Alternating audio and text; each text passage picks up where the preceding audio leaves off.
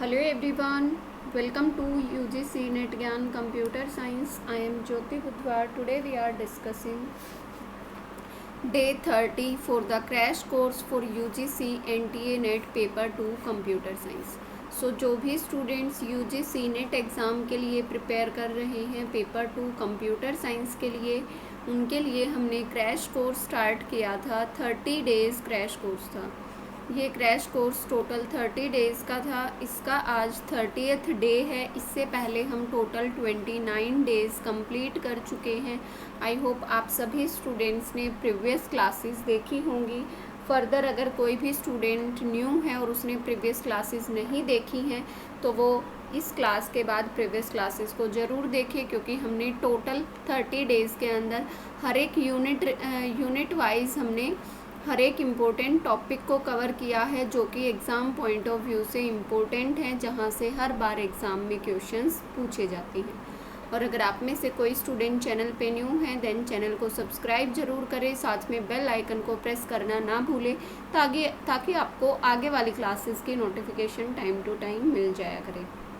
इसके बाद हम बेसिकली बहुत जल्द प्रीवियस ईयर क्वेश्चंस की सीरीज़ लेकर आने वाले हैं, जो कि UGC नेट पेपर 2 के प्रीवियस ईयर क्वेश्चंस हैं। सबसे पहले लेटेस्ट एग्ज़ाम्स को करेंगे, देन प्रीवियस एग्ज़ाम्स को करेंगे। ठीक है, सो सारे के सारे क्वेश्चंस करेंगे प्रीवियस ईयर के, जो भी हमारे अब तक हुए हैं 2020 तक के एग्ज़ाम पेपर को हम 1 बाय 1 डिस्कस करेंगे।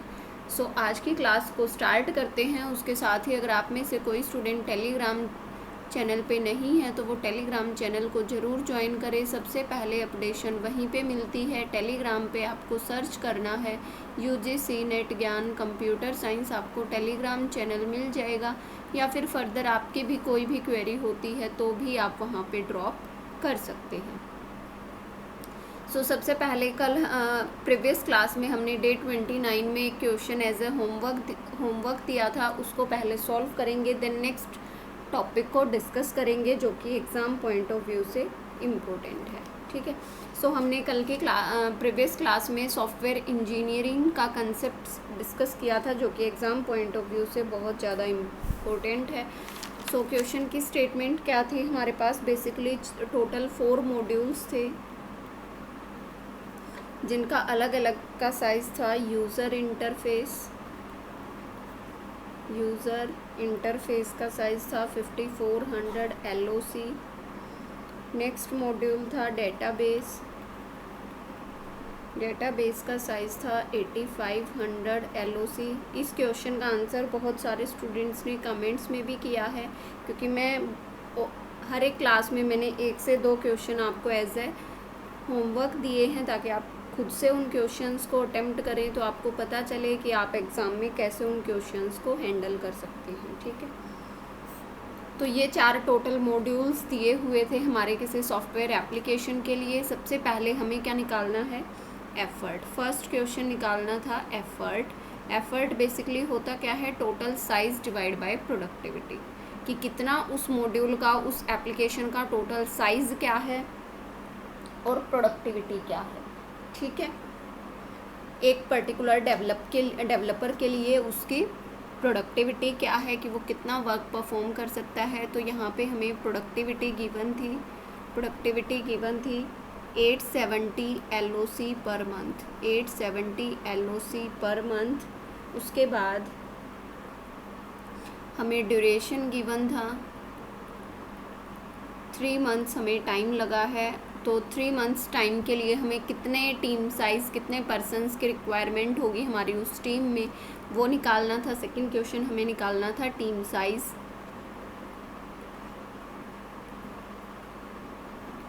एंड थर्ड पॉइंट दिया हुआ था वहाँ पे क्वेश्चन में सैलरी ऑफ ए डेवलपर। तो एक डेवलपर की सैलरी दी हुई थी, जिससे हमें टोटल कॉस्ट निकालनी थी। तो सैलरी दी हुई थी $2500 पर मंथ। ओके, सो देखते हैं अब एफ़र्ट के लिए। सबसे पहले आप क्या करेंगे? आप क्या निकालेंगे? Total size. एफ़र्ट के लिए आपको क्या चाहिए? टोटल साइज़ चाहिए। तो टोटल साइज़ निकालेंगे सबसे पहले। Total size divide by productivity. Size कितना होगा, LOC की टर्म में है, LOC 0 0 एंड देन 4 5 9 3 12 प्लस 5 17 1 8 7 15 12 20 25 26, तो 26,700 LOC टोटल साइज़ आया है। अब एफ़र्ट निकालेंगे तो 26700 divide by 870 LOC per month divide by productivity अगर हम करते हैं तो हमारा एफ़र्ट कितना आएगा आफ्टर डिवीज़न, हमें कुछ मिलने वाला है 30.68 पर मंथ। ये हमारा क्या आ गया, एफ़र्ट। देन नेक्स्ट हमें निकालना था टीम साइज़। अब एफ़र्ट हम कैलकुलेट कर चुके हैं, ड्यूरेशन हमारे पास गिवन है, तो टीम साइज़ क्या रहता है, सीलिंग।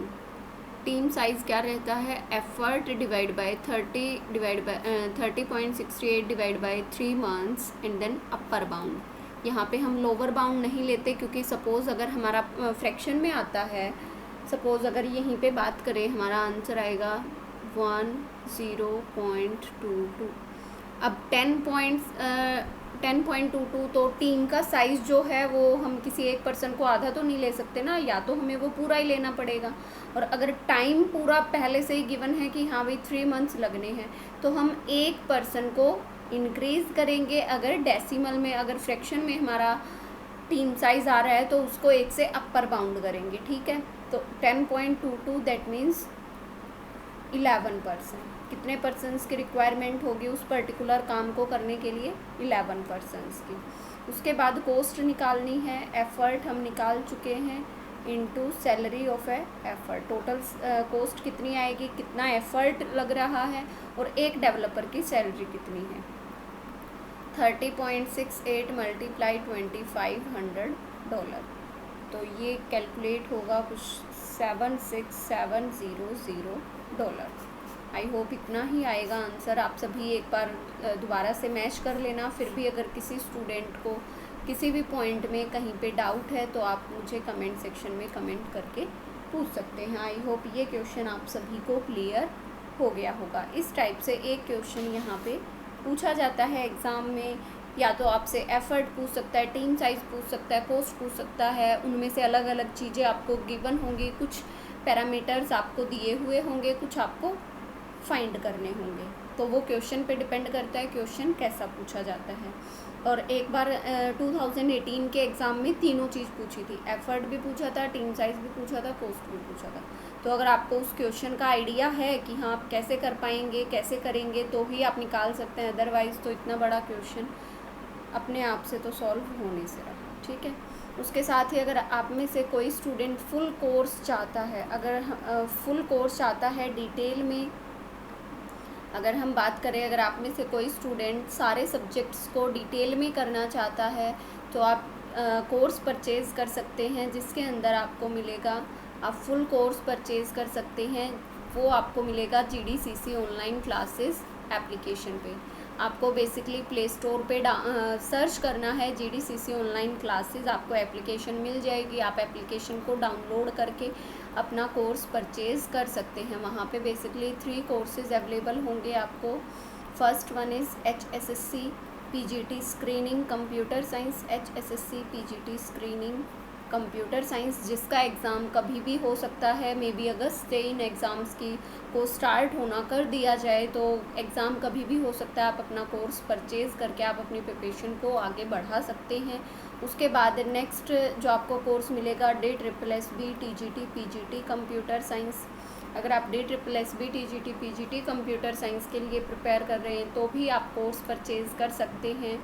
एंड देन अगर आप KVS NVS और APS PGT कंप्यूटर साइंस के लिए प्रिपेयर करते हैं तो भी आप अपना कोर्स परचेज़ कर सकते हैं। इनमें से ये तीनों कोर्स हमारे पास 3 मंथ्स में भी अवेलेबल हैं, 6 मंथ्स में भी अवेलेबल हैं। 3 month course and 6 month course. और आप लोगों के लिए यहाँ पे डबल बेनिफिट है। बेनिफिट क्या है, डबल बेनिफिट क्या है? अगर आप 3 मंथ का कोर्स परचेज़ करते हैं तो आपको 6 मंथ का एक्सेस दिया जाएगा। अगर आप 3 मंथ्स का कोर्स परचेज़ करते हैं तो आपको 6 मंथ का एक्सेस दिया जाएगा, और अगर आप 6 मंथ का कोर्स परचेज़ करते हैं तो आपको 12 मंथ का एक्सेस दिया जाएगा। तो ये आपके लिए बेनिफिट है, आप इस कोर्स को जल्दी से परचेज़ करें और अपनी प्रिपरेशन को आगे बढ़ाएं। सो चलिए नेक्स्ट टॉपिक की तरफ बढ़ते हैं। नेक्स्ट हमारा टॉपिक है कोकोमो मॉडल। यहाँ से भी एग्ज़ाम में हर बार एक क्वेश्चन पूछा जाता है सॉफ्टवेयर इंजीनियरिंग के कोकोमो मॉडल से। सो अगर हम बात करें कोकोमो मॉडल की, तो basically Kokomo stands for constructive cost model. Kokomo stands for constructive cost model, या फिर कई जगह आपको मिलेगा कंस्ट्रक्शन कॉस्ट मॉडल। तो आप वहाँ पे देख सकते हैं कंस्ट्रक्टिव कॉस्ट मॉडल मिले या फिर कंस्ट्रक्शन कॉस्ट मॉडल मिले, तीनों चीज़ें एक ही हैं। तो जिस टाइप से भी एग्ज़ाम में दिया हुआ हो उसी तरीके से आप उसको फाइंड आउट कर सकते हैं, क्योंकि कई बार यहाँ से सिर्फ फुल फॉर्म पूछी जाती है। Kokomo stands for constructive cost model, constructive cost model.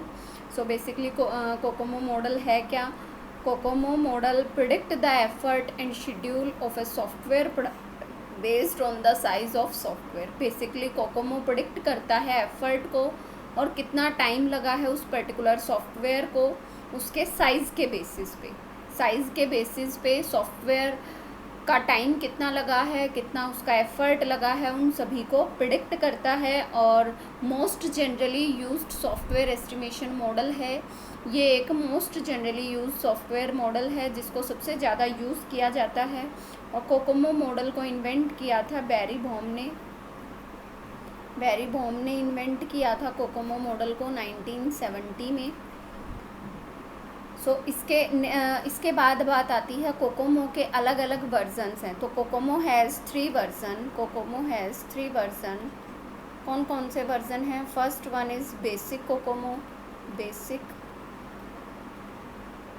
Kokomo, second one is intermediate COCOMO, and third one is advance COCOMO. ये बेसिक अलग अलग वर्जन्स हैं। पहले बेसिक आया, देन उसका एनहांसमेंट इंटरमीडिएट आया, and then last one is advance COCOMO आया। अब यहाँ से एग्ज़ाम में क्वेश्चन आपको थ्योरेटिकल बेस भी पूछा जा सकता है, एक क्वेश्चन आपको न्यूमेरिकल बेस भी पूछा जा सकता है।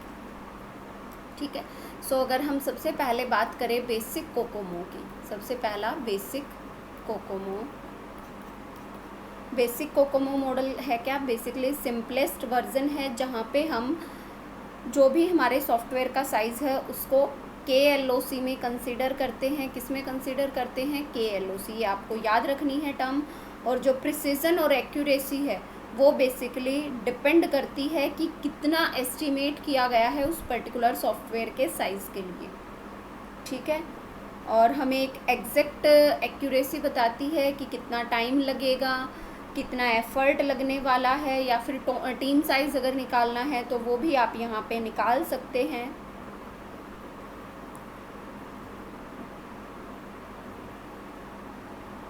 उसके साथ ही जो हमारा बेसिक कोकोमो है या फिर इंटरमीडिएट कोकोमो है, इनके अलग अलग मोड्स हैं। इनके क्या हैं? अलग अलग मोड्स हैं। कौन कौन से मोड हैं? फर्स्ट वन इज़ ऑर्गेनिक, यानी कि इनकी जो सब टाइप हैं, जो बेसिक कोकोमो है उसके अंदर अलग अलग वर्जन्स हैं। लाइक अगर हम बात करें अलग अलग टाइप्स हैं इनकी, तो बेसिक कोकोमो की अगर हम बात करें, first one is organic mode. यहाँ पे टोटल 3 टाइप के मोड्स हैं। जब भी हम एफ़र्ट निकालते हैं या फिर टीम साइज़ निकालते हैं, ड्यूरेशन निकालते हैं, तो उस टाइम पे हमें अलग अलग मोड्स की रिक्वायरमेंट होती है। एग्ज़ाम में पूछा जाता है ऑर्गेनिक मोड से कितना होगा, सेमी डिटैच से कितना होगा, या फिर एम्बेडेड से कितना होगा। सो अगर हम बात करें, यहाँ पे 3 टाइप्स के मोड हैं। First one is organic mode, second one is semi detached mode, and third one is embedded mode. अब अगर हम बात करें, first one is organic mode. Basically इसके अंदर स्मॉलर टीम साइज़ यूज़ होती है, और हमारा जो वर्क होता है, इन्वायरमेंट होता है, वो बेसिकली वर्क जो है हमारा वो इन्वायरमेंट फ्रेंडली होता है, स्मॉल टीम होती है, जो भी रिक्वायरमेंट्स हैं ऑर्गेनिक मोड के अंदर जितनी भी रिक्वायरमेंट्स हैं वो सिंपल होती हैं, वेल अंडरस्टैंड होती हैं और फ्यू इनोवेशंस की ही ज़रूरत पड़ती है। और इन जनरल अगर हम बात करें, relatively simple software which do not require extensive use of database. Basically इसके अंदर सिंपल सॉफ्टवेयर्स की रिक्वायरमेंट होती है। और अगर सेमी डिटैच्ड की बात करें तो सेमी डिटैच्ड के अंदर टीम का जो साइज़ होगा, जो हमारी टीम होगी वो मिक्सचर होगा एक्सपीरियंस और अनएक्सपीरियंस स्टाफ का। सेमी डिटैच्ड मोड के अंदर एक्सपीरियंस और अनएक्सपीरियंस स्टाफ का मिक्सचर होगा। टीम साइज़ हमारी मॉडरेट हो सकती है, कुछ लिटिल इनोवेशंस की रिक्वायरमेंट हो सकती है, कुछ कंस्ट्रेंट इन्वॉल्व हो सकते हैं अलग से, कुछ डेडलाइंस गिवन हो सकती हैं सेमी डिटैच्ड मोड में। वहीं पे अगर हम बात करें एम्बेडेड मोड की, तो embedded mode basically strongly coupled environment है हार्डवेयर के साथ। जो हमारे सॉफ्टवेयर्स हैं, softwares are strongly coupled with hardware and they are not general purpose and may vary from machine to machine। Basically embedded mode के अंदर मशीन टू मशीन वेरी करता है, जनरल पर्पस नहीं है सिंपली। और टीम साइज़ की अगर हम बात करें तो large number of experience staff required होता है टीम के लिए और बहुत ज़्यादा डेडलाइंस कंस्ट्रेंट गिवन होते हैं जिनको फॉलो करना होता है। तो एम्बेडेड मोड की अगर हम बात करें तो वो कहीं ना कहीं स्ट्रिक्टर फॉर्म है as compare to semi detached and organic, और सेमी डिटैच्ड स्ट्रिक्टर फॉर्म है एज़ कम्पेयर टू ऑर्गेनिक। और ऑर्गेनिक हमारा बिल्कुल basic, simple, easy to implement, easy to understand है। कोई ज़्यादा इनोवेशंस की रिक्वायरमेंट नहीं है, टीम साइज़ बड़ा हो ऐसा भी रिक्वायर्ड नहीं है, एक्सपीरियंस अनएक्सपीरियंस स्टाफ भी चलेगा। तो इसके अंदर सारी चीज़ें सिंपल हैं, ठीक है। अब उसके बाद आती है बात, ये तो हो गया इनका थ्योरेटिकल पार्ट। उसके बाद क्वेश्चन पूछा जाता है यहाँ से, न्यूमेरिकल टाइप जो क्वेश्चन पूछा जाता है। उसके बाद पहले इंटरमीडिएट मोड को देख लेते हैं। अगर हम बात करें, second one is intermediate mode. Second क्या था? Intermediate mode. तो intermediate mode basically improved version है, improved version of basic COCOMO. Basically हमारा जो बेसिक कोकोमो था उसका इम्प्रूव्ड वर्जन है इंटरमीडिएट मोड। और इसके अंदर कुछ अलग से फैक्टर्स भी कंसीडर किए जाते हैं, like work environment, technology, developing team. So ये कुछ अलग फैक्टर्स हैं जो कि अलग से इंटरमीडिएट मोड के अंदर कंसीडर किए जाते हैं। अगर हम इस इंटरमीडिएट की बात करें तो ये हमें मोर प्रिसाइज प्रेडिक्शन प्रोवाइड कराता है as compare to basic COCOMO. तो इसका जो रिज़ल्ट होगा मोर प्रिसाइज होगा as compare to, more precise prediction as compare to basic COCOMO, as compare to basic COCOMO. और सबसे ज़्यादा मोस्ट वाइडली यूज्ड जो वर्जन है, मोस्ट वाइडली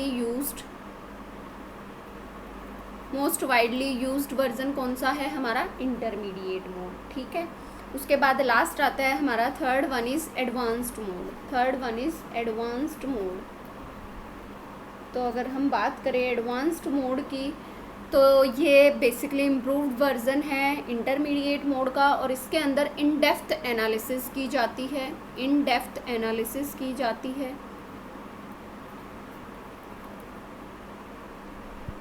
और भी अलग से कुछ अलग फैक्टर्स हैं, लाइक इफ़ेक्ट क्या होगा उस डेवलपमेंट प्रोसेस का, उनको भी अलग से कंसीडर किया जाता है। Consider other factor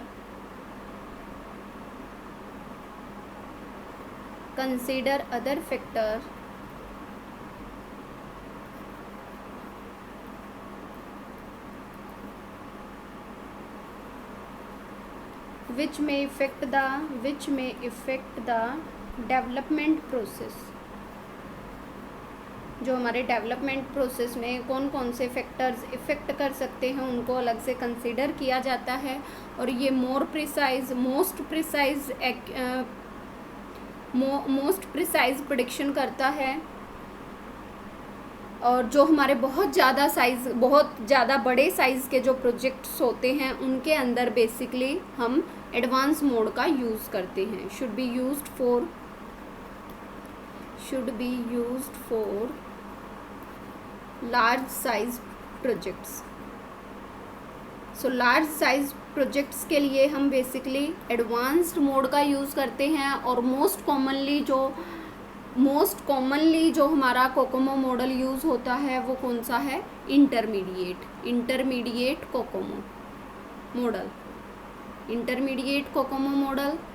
advance Kokomo model को कब यूज़ किया जाता है? बड़े साइज़ के प्रोजेक्ट्स के लिए, और ये सबसे ज़्यादा मोस्ट प्रिसाइज प्रेडिक्शन करके हमें देता है।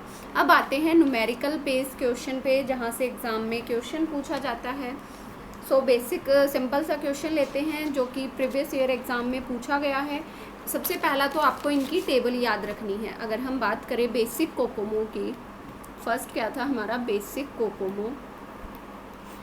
कोकोमो के अंदर कौन कौन से मोड थे? Organic, semi detached,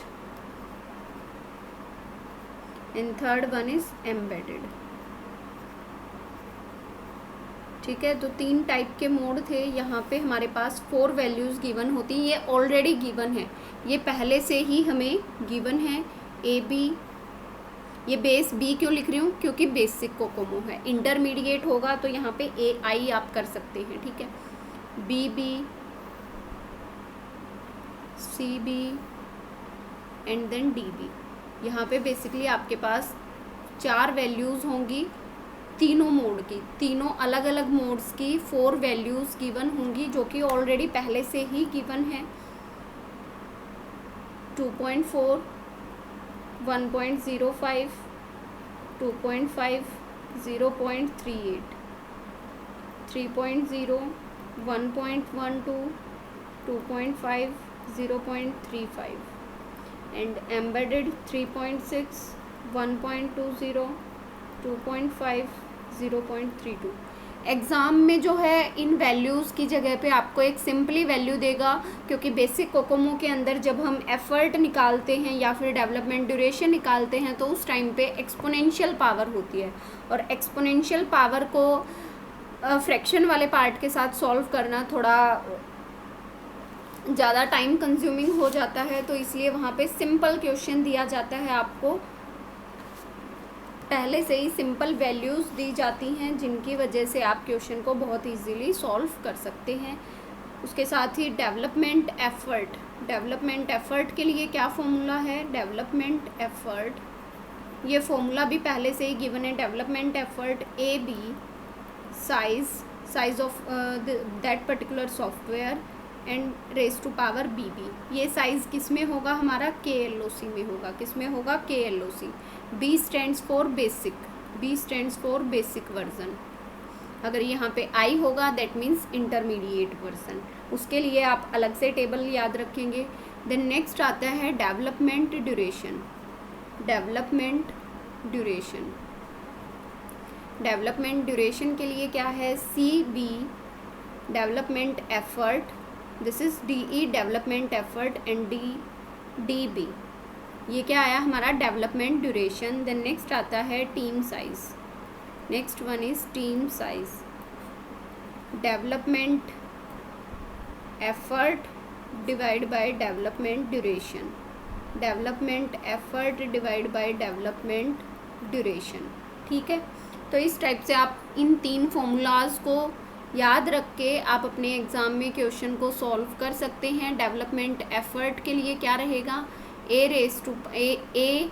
into size, total size of software raise to power BB stands for basic. B की वैल्यू यहाँ से अगर उसने बताया है ऑर्गेनिक मोड है या सेमी डिटैच है या फिर एम्बेडेड है तो यही पर्टिकुलर वैल्यूज़ लेनी होंगी। अगर वहाँ पे पहले से गिवन है, एग्ज़ाम में बहुत बार क्वेश्चन के अंदर A की वैल्यू, B की वैल्यू, C और D की वैल्यू पहले से गिवन होती है। ठीक है, तो अगर गिवन है तो आपको वही वैल्यूज़ लेनी है। तो ये 3 फॉर्मूला आपको याद रखने हैं।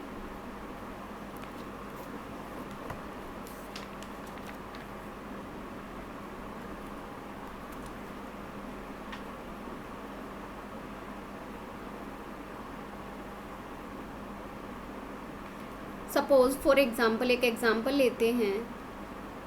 साइज़ दिया है आपको, size of a software 25 KLOC, 25 KLOC, ठीक है।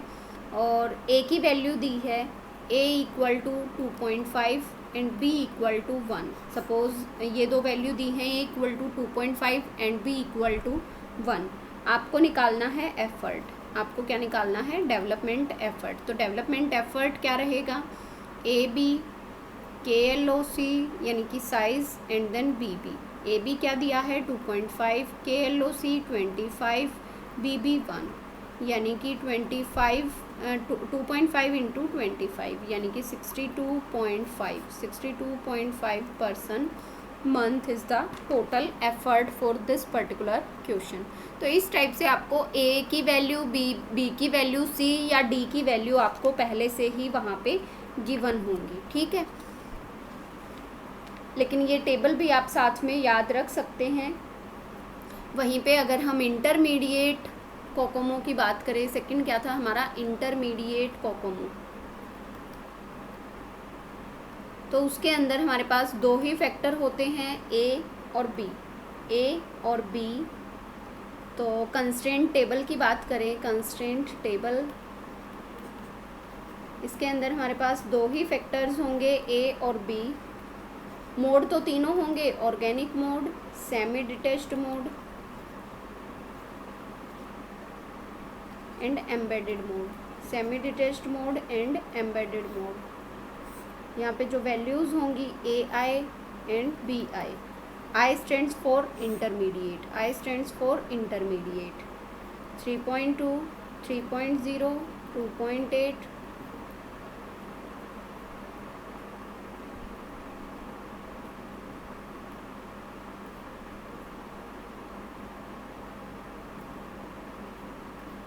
1.05, 1.12 एंड देन 1.20। तो ये कंस्ट्रेंट दिए हुए हैं इंटरमीडिएट कोकोमो मॉडल के लिए। यहाँ पे हम बेसिकली सिर्फ डेवलपमेंट एफर्ट ही कैलकुलेट करते हैं, डेवलपमेंट एफर्ट ही कैलकुलेट करते हैं। AI और साइज़ किस में होगा? KLOC एंड देन BI, ठीक है। तो यहाँ पे हम डेवलपमेंट एफर्ट को ही कैलकुलेट करते हैं। इसके अंदर हम AI, हमारा कई बार एग्ज़ाम में क्वेश्चन पूछा गया, जो AI है वो कैसा फैक्टर है? AI कैसा फैक्टर है? तो ये कैसा है? Multiplicative factor. और अगर BI की बात करें तो कैसा है? Exponential factor. और अगर बेसिक मोड के अंदर बात करें तो A और B हमारे कैसे हैं? A मल्टीप्लिकेटिव, C भी multiplicative and B and D हमारे कैसे हैं? एक्सपोनेंशियल। P एंड D कैसे हैं? एक्सपोनेंशियल, ठीक है। सो आपसे सिंपली क्वेश्चन पूछा जाएगा एग्ज़ाम में, A और B की बहुत सिंपल वैल्यू देके कुछ ऐसी वैल्यूज़ नहीं देगा जिससे आपको क्वेश्चन को सॉल्व करने में प्रॉब्लम हो। अदरवाइज़ अगर पावर में हमारी जब फ्रैक्शन पार्ट होता है तो उस टाइम पे जब हम अगर किसी क्वेश्चन को सॉल्व करते हैं तो वहाँ पे आप न्यूटन राप्सन मेथड को यूज़ करके भी आप अपने एक्सपोनेंशियल पावर को सॉल्व कर सकते हैं with the help of using Newton Raphson method. लेकिन वो मेथड जो है थोड़ा लेंदी प्रोसेस रहता है, तो इसलिए आप सिंपली वहाँ पे जो भी वैल्यूज़ आपको गिवन होंगी उन वैल्यूज़ की हेल्प से आप क्वेश्चन को सॉल्व कर सकते हैं। सो आज की क्लास में हम इतना ही करते हैं। नेक्स्ट क्लास में फर्दर डिस्कस करेंगे किसी भी न्यू टॉपिक को। जो बहुत सारे टॉपिक्स ऐसे हैं जो कि हमारे बच गए हैं अभी तक। सारे टॉपिक्स 30 दिन में कंप्यूटर साइंस का सारा सिलेबस कंप्लीट कर पाना इतना आसान टास्क नहीं है, लेकिन हाँ जो मोस्ट प्रोबेबली टॉपिक्स थे जहाँ से हर बार एग्ज़ाम में क्वेश्चंस पूछे जाते हैं उनको हमने कवर अप करने की कोशिश करी है। लेकिन आगे आने वाले डेज़ में भी हम कुछ कुछ इम्पोर्टेंट टॉपिक्स को पिकअप करते रहेंगे और उन टॉपिक्स को आपके साथ एक्सप्लेन करते रहेंगे ताकि आपको आपके किसी भी पॉइंट में कोई भी डाउट ना रहे।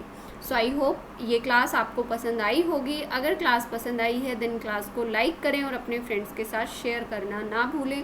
और अगर फर्दर किसी भी स्टूडेंट को कहीं पे किसी भी टॉपिक में कोई भी डाउट है तो आप मुझे कमेंट सेक्शन में कमेंट करके पूछ सकते हैं या फिर आप मुझे टेलीग्राम पे भी अपनी क्वेरी ड्रॉप कर सकते हैं।